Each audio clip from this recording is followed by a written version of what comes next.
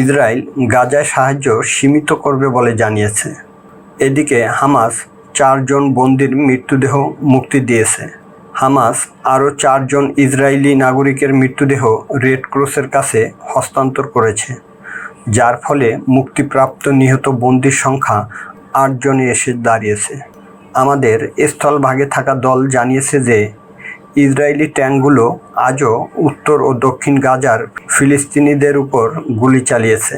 Israel বলেছে যে তারা গাজায় সীমিত সংখ্যক ত্রাণের ট্রাক প্রবেশের অনুমতি দেবে এবং মৃত বন্দীদের মুক্তির ধীরগতির কারণে রাফা ক্রসিং খোলার সময় বিলম্ব করছে। প্রায় 20টি মৃতদেহ এখনও গাজায় রয়েছে।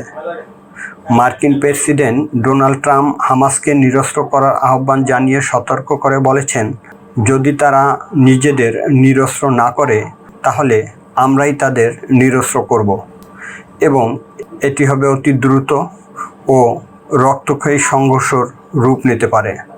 2023 সালের অক্টোবর থেকে গাজায় ইসরায়েলি যুদ্ধে কমপক্ষে 67,913 জন নিহত এবং 1,70,134 জন আহত হয়।